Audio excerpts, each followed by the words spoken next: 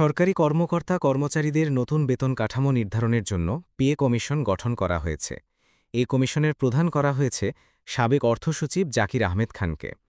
এই কমিশনকে ৬ মাসের মধ্যে প্রতিবেদন দিতে বলা হয়েছে। আজ বৃহস্পতিবার অন্তর্বর্তী সরকারের উপদেষ্টা পরিষদের সভায় এই কমিশন গঠনের সিদ্ধান্ত হয়।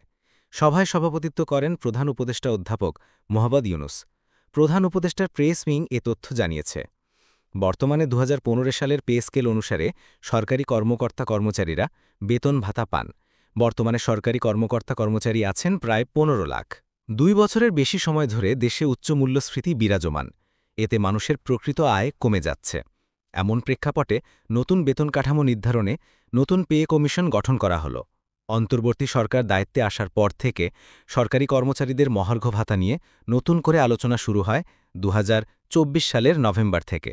চলতি ২০২৫ সালের জানুয়ারি থেকে মহার্ঘ ভাতা দেওয়ার জন্য একটি কমিটি কাজ শুরু করে। এ নিয়ে বিরূপ সমালোচনা শুরু হলে সরকার পরে পিছিয়ে যায়।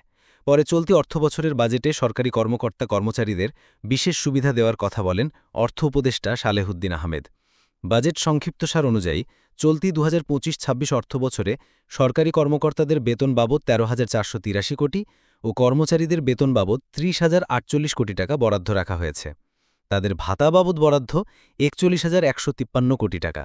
বেতন ভাতায় মোট বরাদ্দ করা হয়েছে ৮৪,৬৮৪ কোটি টাকা।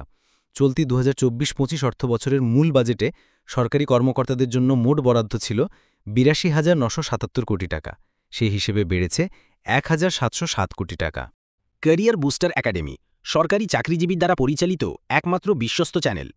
নবম পে স্কেল সহ সরকারি চাকরিজীবীদের মহার্ঘ ভাতা সম্পর্কিত সর্বশেষ ও সঠিক তথ্য পেতে আমাদের চ্যানেলটি লাইক দিন, কমেন্ট করুন এবং সাবস্ক্রাইব করতে ভুলবেন না। ধন্যবাদ।